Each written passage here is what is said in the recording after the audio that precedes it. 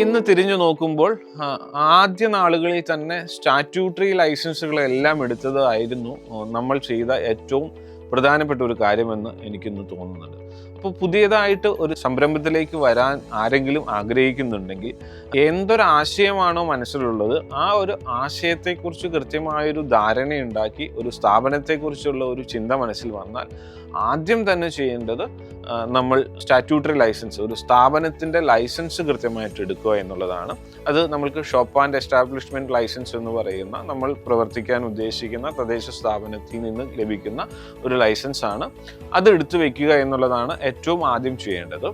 അതിനുശേഷം പിന്നീട് മുന്നോട്ട് പോകുമ്പോൾ ഇപ്പോഴത്തെ നിയമത്തിൽ പറയുന്ന GST രജിസ്ട്രേഷൻ എടുക്കേണ്ട ലെവലിൽ നമ്മളുടെ ബിസിനസ് എത്തിക്കഴിഞ്ഞിട്ടുണ്ടെങ്കിൽ അതിനകത്ത് യാതൊരു കാരണവശാലും വെള്ളം ചേർക്കുകയോ അല്ലെങ്കിൽ ഒരു കൃത്രിമത്വം കാണിക്കുകയോ ചെയ്യാതെ ആ ഒരു ബിസിനസ് നമ്മൾ എത്തിക്കഴിഞ്ഞിട്ടുണ്ടെങ്കിൽ നിർബന്ധമായിട്ടും GST രജിസ്ട്രേഷൻ എടുക്കുകയും നമ്മളുടെ ബിസിനസ്സിൽ നിന്ന് ലഭിക്കുന്ന ഇൻകത്തിൽ GST ഡിപ്പാർട്ട്മെൻറ്റിന് കൊടുക്കേണ്ടതായ ടാക്സ് കൃത്യമായി പേ ചെയ്തു പോവുക എന്നുള്ള അത്തരം പ്രാഥമികമായിട്ടുള്ള ശീലങ്ങൾ തുടക്കത്തിൽ തന്നെ നമ്മൾ ആരംഭിച്ചാൽ മാത്രമാണ് നമ്മുടെ സ്ഥാപനം വളരുകയുള്ളൂ. അത്തരം കാര്യങ്ങളിൽ നമ്മൾ ഏതെങ്കിലും രൂപത്തിൽ ടാക്സ് ഇളവ് വരുത്തുകയോ അതല്ലെങ്കിൽ അതിലൊരു ലാഭം കാണാമെന്നുള്ളൊരു ആശയത്തോടു കൂടി നമ്മുടെ സ്ഥാപനം ആരംഭിച്ചിട്ടുണ്ടെങ്കിൽ അത് ഒരു പരിധി വിട്ട് നമ്മൾക്ക് ആ സ്ഥാപനത്തെ വളർത്തുന്നതിന് ബുദ്ധിമുട്ടായിരിക്കും. അപ്പോൾ തുടക്കക്കാരായിട്ടുള്ള അതല്ലെങ്കിൽ ഒരു ആശയവുമായി നടക്കുന്ന ആരെങ്കിലും ഉണ്ടെങ്കിൽ നിങ്ങൾ നിർബന്ധമായിട്ടും സ്ഥാപനം തുടങ്ങുമ്പോൾ D&O ലൈസൻസ് എടുക്കുകയും അതിനുശേഷം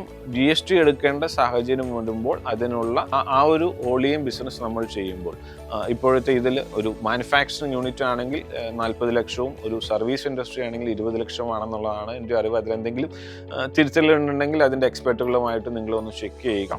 അതിനുശേഷം GST രജിസ്ട്രേഷൻ എടുക്കുകയും നമ്മളുടെ ടീമിലേക്ക് ടീം മെമ്പേഴ്സിനെ ആഡ് ചെയ്യും അതല്ലെങ്കിൽ എംപ്ലോയീസിനെ ആഡ് ചെയ്യുന്ന ഒരു സാഹചര്യം വന്നാൽ ലേബർ രജിസ്ട്രേഷൻ എടുക്കുകയും നമ്മളുടെ കൂട്ടത്തിൽ ജോലി ചെയ്യുന്ന ആളുകൾക്ക് അർഹമായിട്ടുള്ള സേവന വേതന വ്യവസ്ഥകൾ നമ്മൾ നൽകുകയും ആ പ്രാക്ടീസ് എല്ലാം തുടക്കം മുതൽ നമ്മൾ ആരംഭിക്കുക എന്നുള്ളതാണ് ഞങ്ങളുടെ കഴിഞ്ഞ 10 വർഷത്തെ അനുഭവത്തിൽ നിന്ന് ഒരു സ്ഥാപനം വളരണമെങ്കിലും വിജയിക്കണമെങ്കിലും വേണ്ട അടിസ്ഥാനപരമായിട്ടുള്ള വാല്യൂ സിസ്റ്റം. അങ്ങനെ തുടക്കത്തിൽ തന്നെ രജിസ്ട്രേഷൻ എടുത്തു. ആദ്യത്തെ മാസം 3000 രൂപയുടെ ബിസിനസ്. അങ്ങനെ ആ 2015 നവംബർ മുതൽ മാർച്ച് വരെയുള്ള കാലഘട്ടം കൊണ്ട് ഏകദേശം 15 ലക്ഷം 20 ലക്ഷം രൂപയുടെ ബിസിനസ് ചെയ്യുകയും കൃത്യമായിട്ട് ഗവൺമെൻറ്റിന് കൊടുക്കേണ്ടതെല്ലാം കൊടുക്കുകയും അന്ന് ഉണ്ടായിരുന്ന നമുക്ക് ബിസിനസ് വന്നുകൊണ്ടിരുന്ന ആളുകളായിട്ടുള്ള ബന്ധം ഇന്ന് നമുക്ക് നിലനിർത്തിക്കൊണ്ടു പോകുന്നതിന് സാധിച്ചിട്ടുണ്ട്.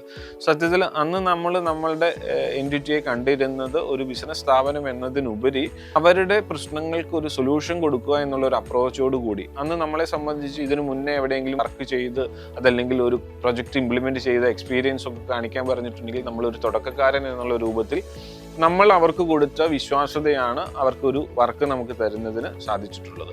അപ്പോൾ നമ്മൾ എത്രമാത്രം തുറന്ന ആളുകളുമായിട്ട് ഇടപെടുന്നോ, എത്ര വിശ്വസ്തയോടു കൂടി ഇടപെടുന്നോ, അതുപോലെ തന്നെ നമ്മുടെ പൊതുസമൂഹം നമ്മളെ വിശ്വസിക്കുകയും നമ്മളെ ട്രസ്റ്റ് ചെയ്യുകയും ചെയ്യും എന്നുള്ളതാണ് ഞങ്ങളുടെ അനുഭവത്തിൽ നിന്ന് പറയാനായിട്ട് സാധിക്കുന്നത്. 2016 മാർച്ചോട് കൂടിയിട്ട് നമ്മളുടെ ബിൽഡേഴ്സ് സെക്ടറിൽ ചെറിയ പ്രൊജക്റ്റുകളിൽ അതിലേറ്റവും ആദ്യം ബിൽഡേഴ്സ് സെക്ടറിൽ നമുക്കൊരു അവസരം തന്നിട്ടുള്ളത് തൃപ്പൂണിത്തുറ കേന്ദ്രമായിട്ട് പ്രവർത്തിക്കുന്ന ശില്പി ബിൽഡേഴ്സാണ്. അവരുടെ പ്രൊജക്റ്റുകളിലേക്ക് വേണ്ടുന്ന ഡിവൈസസ് നമ്മളിൽ നിന്ന് എടുക്കുകയും അവരുടെ പ്രൊജക്റ്റുകളിലേക്ക് വേണ്ടിയിട്ടുള്ള അതിൻ്റെ സർവീസ് സപ്പോർട്ടൊക്കെ നമുക്ക് കൊടുക്കുന്നതിന് സാധിച്ചു.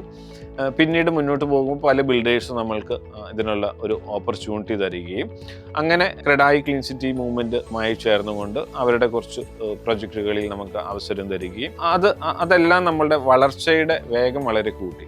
2016-17 കാലഘട്ടത്തിൽ നമ്മളുടെ വളർച്ചയുടെ വേഗം കൂട്ടുകയും ബിൽഡേഴ്സ് സെക്ടറുകളിൽ കൂടുതൽ പ്രൊജക്റ്റുകൾ ചെയ്യുന്നതിന് സാധിക്കുകയുണ്ടായി.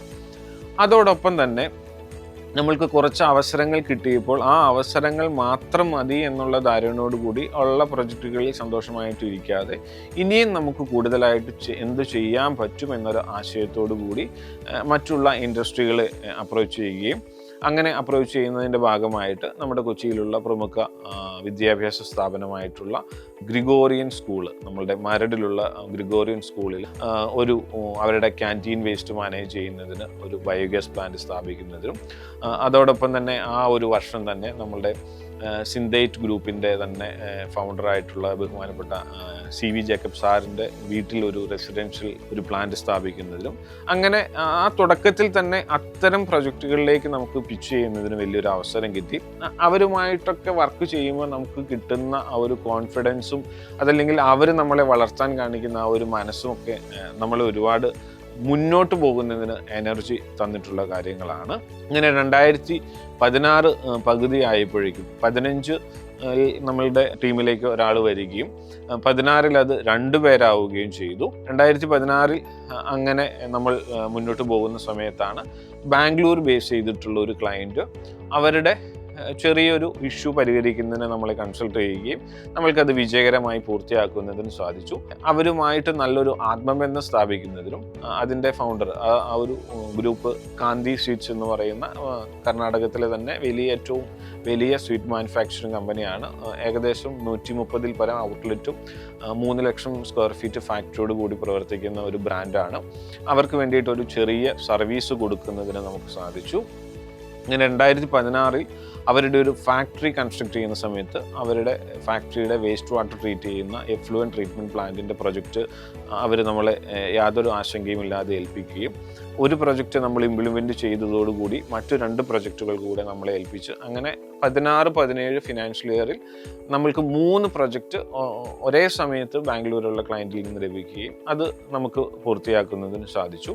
അപ്പോൾ നമ്മൾക്ക് ആദ്യത്തെ 2 വർഷം നമ്മൾ പ്രതീക്ഷിച്ചതിൽ കൂടുതൽ വളരെ വേഗത്തിൽ നമുക്ക് മുന്നോട്ട് പോകുന്നതിന് സാധിച്ചു. ഇതിനിടയിൽ ഈ വർക്കുകളെല്ലാം ചെയ്യുന്നതോടൊപ്പം തന്നെ നമ്മൾ ശുചിത്വ മിഷനുമായ എംപാനൽമെൻറ്റ് സർവീസ് പ്രൊവൈഡർ എന്നുള്ള ആ ഒരു ലൈസൻസ് കിട്ടുന്നതിന് വേണ്ടിയിട്ട് അപ്ലൈ ചെയ്യുകയും 2017 കാലഘട്ടത്തിൽ നമുക്ക് 17 അവസാനം 18 കാലഘട്ടത്തിൽ നമുക്ക് അതിൻ്റെ സർവീസ് പ്രൊവൈഡർ എന്നുള്ള ലൈസൻസ് ലഭിക്കുകയും പിന്നീട് തദ്ദേശ സ്ഥാപനങ്ങളിൽ ഈ ഉറവിട മാലിന്യ സംസ്കരണത്തിനുള്ള ഡിവൈസസ് സപ്ലൈ ചെയ്യുന്ന പ്രവർത്തനം നമ്മൾ ആരംഭിച്ചു. അങ്ങനെ പ്രൈവറ്റ് മേഖലയിൽ നല്ല പ്രൊജക്റ്റുകൾ ലഭിക്കുകയും നല്ല രൂപത്തിൽ പ്രൈവറ്റ് മേഖലയിൽ നമുക്ക് റെസ്പോൺസ് കിട്ടുന്നതോടൊപ്പം തന്നെ നമ്മൾ ശുചിത്വ മിഷനുമായിട്ട് ചേർന്നുകൊണ്ട് തദ്ദേശ സ്ഥാപനങ്ങൾക്ക് ഉള്ള സേവനങ്ങൾ കൊടുക്കുകയുണ്ടായി. ഇതിനിടയിൽ 2017 കൂടി നമ്മളുടെ 16-ൽ 2 പേരുണ്ടായിരുന്നത് 2017 അത് 3 പേരായി നമ്മളുടെ എംപ്ലോയീസിൻ്റെ എണ്ണം. 2017 3 പേര് അത് പ്രൊജക്റ്റുകളുടെ എണ്ണം കൂടിയപ്പോൾ 3 പേരെ സ്ഥിരമായിട്ടും 3 പേരെ നമ്മൾ കോൺട്രാക്ട് ബേസിസിലും ജോലിക്ക് എടുക്കുന്ന സാഹചര്യമുണ്ടായി. അങ്ങനെ 6 പേർക്ക് സ്ഥിരമായിട്ട് നമ്മൾക്ക് ഒരു വരുമാനം ലഭിക്കുന്ന രൂപത്തിലേക്ക് 2017 നമ്മുടെ സ്ഥാപനം വലുതാവുകയും 2018 നമ്മളുടെ ടീം ഒന്നുകൂടെ വലുതാക്കി അത് 3 പേരിൽ നിന്ന് 6 പേരുള്ള ഒരു പെർമനന്റ് എംപ്ലോയീസിലേക്ക് മാറുകയും അങ്ങനെ 2018 ആ ഒരു സ്റ്റെപ്പ് എടുക്കുന്നതിന് മുന്നേ 2017 നമ്മളുടെ വി-ഗാർഡ് ഗ്രൂപ്പിൻ്റെ ഒക്കെ സ്ഥാപകനായിട്ടുള്ള നമ്മുടെ കൊച്ചൗസേപ്പ് ചിറ്റിൽപ്പള്ളി സാറ് നേതൃത്വം നൽകുന്ന വിജയ് ഭവ എന്ന് പറയുന്ന ഒരു സംരംഭ ട്രെയിനിങ് പ്രോഗ്രാം അറ്റൻഡ് ചെയ്യുന്നതിനും ആ 4 ദിവസം ട്രെയിനിങ് പ്രോഗ്രാം ഏറ്റവും പ്രിയപ്പെട്ട ശ്രീ ഷമീം റഫീഖ് സാർ നയിക്കുന്ന ആ 4 ദിവസത്തെ ട്രെയിനിങ് പ്രോഗ്രാം അറ്റൻഡ് ചെയ്തപ്പോഴാണ് നമ്മുടെ സംരംഭത്തെ ഏത് തലത്തിലേക്ക് കൊണ്ടുപോകണമെന്നുള്ളതും ഈ സംരംഭം നമ്മൾക്ക് പണമുണ്ടാക്കുന്ന ഒരു ടൂൾ മാത്രമല്ല നമ്മളുടെ സമൂഹത്തിന് സർവീസ് കൊടുക്കുന്ന ഒരു ടൂളായിട്ട് ഇതിനെ മാറ്റണമെന്നുള്ളതും വളരെ നിർബന്ധമായിട്ടും നമ്മൾ തുടക്കത്തിൽ ശീലിച്ചിട്ടുള്ള അതുപോലെ ആ സ്റ്റാറ്റ്യൂട്ടറി കാര്യങ്ങൾ യാതൊരു കാരണവശാലും വിട്ടുവീഴ്ച ചെയ്യരുത് എന്നുള്ളൊരു ആശയം പ്രിയപ്പെട്ട കൊച്ചൗസേപ്പ് സാറ് പകർന്നു നൽകുകയും ഗവൺമെൻറ്റിന് കൊടുക്കാനുള്ള ടാക്സ് കൃത്യമായി കൊടുക്കുകയും 1 രൂപ പോലും ഇല്ലീഗലായി അതല്ലെങ്കിൽ ലിക്വിഡ് ക്യാഷായിട്ട് നമ്മൾ സ്വീകരിക്കാതെ മുന്നോട്ട് പോകണം എന്നുള്ളൊരു വാല്യൂ സിസ്റ്റമൊക്കെ പകർന്നു തന്നു. അങ്ങനെ ഒരു മെൻറ്ററിങ് കിട്ടിയതിന് ശേഷം 2017 മുന്നോട്ട് നെക്സ്റ്റ് ലെവലിലേക്ക് കൊണ്ടുപോകുക എന്നുള്ള ആശയത്തിൽ ഓഫീസ് കുറച്ചുകൂടി വലുതാക്കുകയും 3 പേരിൽ നിന്ന് അത് 6 പേരുടെ ഒരു ടീമിലേക്ക് എത്തുകയും പ്രൊജക്റ്റുകളുടെ എണ്ണം വർദ്ധിക്കുകയും ചെയ്തു. അതിൻ്റെ വളർച്ചയുടെ ഭാഗമായിട്ട് 2019 6 പേരുണ്ടായിരുന്ന ടീമിനെ 24 പേരുള്ള ഒരു ടീമിലേക്ക് വളർത്തുന്നതിനും അതിനൊപ്പം തന്നെ ശുചിത്വ മിഷന്റെ സർവീസ് പ്രൊവൈഡർ എംപാനൽമെന്റ് ലൈസൻസോടൊപ്പം തന്നെ അപ്രൂവ്ഡ് എഞ്ചിനീയറിംഗ് കൺസൾട്ടന്റ്, അതായത് ഗവൺമെന്റ് പ്രൊജക്റ്റുകൾക്ക് ഡിസൈൻ ചെയ്ത് അതിൻ്റെ കോസ്റ്റ് എസ്റ്റിമേഷനും അതിന് വേണ്ടുന്ന എക്യുപ്മെന്റ്സിനെ സജസ്റ്റ് ചെയ്യുക, അങ്ങനെ ഒരു വളരെ ഡീറ്റെയിൽഡ് ആയിട്ട് ഒരു പ്രൊജക്റ്റിനെ പ്രിപ്പയർ ചെയ്യുന്നതിനുള്ള DPR പ്രിപ്പയർ ചെയ്യുന്ന എഞ്ചിനീയറിംഗ് കൺസൾട്ടൻസ് ആയിട്ട് ശുചിത്വ മിഷൻ നമ്മളെ എംപാനൽ ചെയ്യുകയും അങ്ങനെ എംപാനൽമെന്റ് കിട്ടണമെങ്കിൽ നമ്മുടെ ടീമിൽ ഒരു എൻവയോൺമെന്റൽ എഞ്ചിനീയർ ഉണ്ടായിരിക്കണം, ഒരു സിവിൽ എഞ്ചിനീയർ ഉണ്ടായിരിക്കണം, അതേപോലെ മെക്കാനിക്കൽ എഞ്ചിനീയേഴ്സ് ഉണ്ടായിരിക്കണം. അങ്ങനെ ആ ഒരു ടീമിനെ നമ്മളുടെ ടീമിലേക്ക് കൊണ്ടുവരികയും ആ ഒരു ലൈസൻസ് നമുക്ക് ലഭിക്കുന്നതോട് കൂടിയിട്ട് sewage treatment and effluent treatment പ്ലാന്റുകളുടെ മേഖലയിലേക്ക് കൂടുതലായി കോൺസെൻട്രേറ്റ് ചെയ്തു. അപ്പോൾ ബാംഗ്ലൂരിൽ നമുക്കൊരു 3 പ്രൊജക്റ്റ് കിട്ടി. ഇനി മറ്റുള്ള സ്ഥലങ്ങളിലേക്ക് ഇത് വ്യാപിപ്പിക്കുക എന്നുള്ള ഒരു ഉദ്ദേശത്തോടു കൂടി നമ്മളുടെ ടീം വലുതാക്കുകയും 2019 24 പേരുള്ള ഒരു ടീമിലേക്ക് എത്തുകയും അത് കോവിഡ് സമയം വന്നപ്പോൾ നമ്മൾക്ക് ടീമിൻ്റെ എണ്ണം ഒന്ന് ചുരുക്കേണ്ടതായിട്ട് വരികയും അതൊരു 17 പേരിലേക്ക് ചുരുങ്ങുകയും ആ ഒരു 2019 വരെ വളരെ കൺസിസ്റ്റൻ്റ് 20 വരെ കൺസിസ്റ്റൻ്റ് ആയിട്ട് പോയത് 2020 നമുക്ക് ആ ഒരു കൺസിസ്റ്റൻസി തന്നെ മെയിൻറ്റെയിൻ ചെയ്ത് കോവിഡ് സമയത്ത് നിലനിൽക്കുന്നതിന് സാധിച്ചു. ഇതിനിടയിൽ 2018 ഹരിത കേരള മിഷൻ രൂപപ്പെടുകയും ഹരിത കേരള മിഷന്റെ ഹരിത സഹായ സ്ഥാപനമായിട്ട് നമ്മൾക്കൊരു എംപാനൽമെന്റ് ലഭിക്കുകയും ചെയ്തു. Northam's leading to zero waste.